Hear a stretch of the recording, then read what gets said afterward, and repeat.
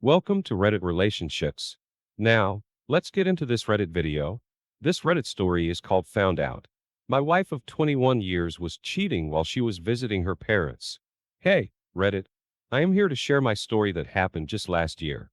My wife and I were married for 21 years, 2 kids, both in college.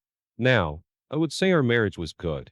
Never had any trust issues or anything of that nature. About a month ago, my wife wanted to see her parents that she hasn't seen in about 2 months because of her career and working a lot. She was with her parents for about 2 weeks. I didn't notice anything out of the ordinary because we would always communicate at about the same time every day, either through text or a phone call. The last week or so, I noticed she wasn't answering her calls or text messages in a timely manner. I wasn't worried. I just figured she was doing things with her parents. So, I didn't put any more thought into it. My daughter, who is in college, called me one day and asked where her mother was. I said, she was visiting your grandparents. What my daughter told me next made me a little concerned. She said, Dad, I wasn't going to say anything, but Mom was talking to some guy who lives a few minutes away. I said, really? I said, how do you know it was some guy? She said one day when she was visiting us, she said her mother stopped at a gas station and left her phone in the car while her mother was in the store. Her phone rang and the caller ID said, my hot new friend. My daughter said, please don't say anything to Mom. I said, I won't. After my daughter said that, I didn't want to think anything crazy or blow up her phone. Instead, I waited for her to get back. When my wife got back from visiting her parents, she acted like everything was normal. Didn't act distant at all, just her normal self. One day after work, I drove home and I pull up in the driveway. I noticed my wife's car in the driveway. So, I walk in the door. I don't see her right away. I walk to the bedroom, and I still don't see her. As I began to walk away from the bedroom, I hear a noise in the bathroom. I turn back around. She doesn't know I am home. I peek into the bathroom. She is taking naked selfies. I say, what the hell are you doing? She screams. I asked her again, what are you doing? She then tells me she is taking photos for a magazine.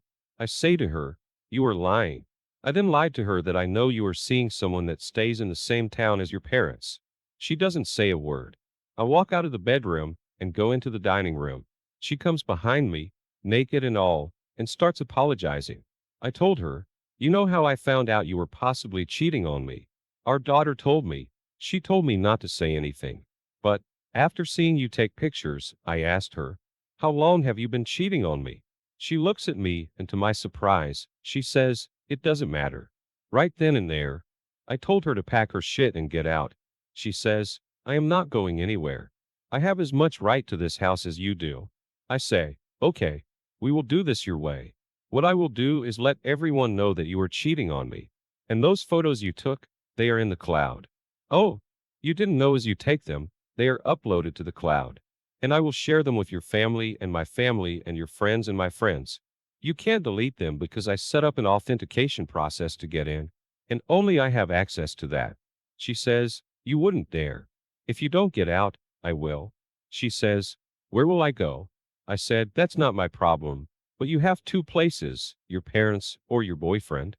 So, she walks off, grabs 2 big suitcases and starts packing some things. Meanwhile, I send a text to both of my kids, telling them I will call them later. I call my brother, and let him know that his sister-in-law was cheating on me with a guy that resides near her parents. He said, how did you find out? I told him, Megan, our daughter told me. I said, she noticed a phone call with the caller ID on her mother's phone saying my hot new friend. He says, my goodness, what are you going to do? I said, I am going to file for divorce. He says, you don't want to find out why? I said, no, I caught her taking naked selfies in the bathroom. He says, no way. She didn't do that. I said, yes, she did. I also told him, I don't want to reconcile or do marriage counseling because she visits her parents often and could be seeing him on a regular basis. When she goes to see them, after getting off the phone with him, I called around to a few lawyers and scheduled an appointment to go and file for divorce. Later that evening, I get a phone call from my wife. She wants to talk. I told her, there is nothing you can say. Our daughter told me that you were talking to someone. That's horrible. You would let her see that. She says, I didn't mean for that to happen. I told her, I see why you wanted to visit your parents and you did it often. In the photos, it all makes sense. Now, I told her the only thing we need to do is sell the house so we can split the equity in it. That's all I want. I don't want to stay married to you. She starts crying a little. I told her your tears are not going to make me change my mind. I gave you 21 years of my life. I fought for you. I watched after you financially, gave you two healthy kids. You didn't want or need anything. If you did, I was there to give it to you, even help you pay down some of your student loan debt. And this is how you repay this family. I also told her, I don't even know why I am talking to you. I also told her that Megan kind of already know you might be cheating, and I will leave it up to her to tell her brother. She goes on apologizing and asked for some time to get more of her things. I interrupted and told her, you need to tell your parents why you are staying there. I will give you 1 week to do so. After that conversation, I go to my lawyers and file for divorce based on irreconcilable differences. She is not asking for any spousal support because she makes more than I do. I don't want her money. I just don't want her as my wife anymore. The fact that my daughter told me she was talking to some guy and she was taking naked selfies. That's all I need to see. I don't need to spend money on a private investigator. The signs are there. After that conversation, my son calls me and says, "What the hell is going on with Mom?" I asked him what he means. He says his sister told him that Mom was talking to some other man. I confirmed it and told him that his mother was indeed cheating. I told him, I asked her to leave and she has. My son then asks, "Dad, why did she cheat?" I said, "Son, I don't know." He says, "Will we have a home to come to when we visit?" I said, "Yes, you will. I am not going anywhere." That almost made me cry listening to my son ask that question.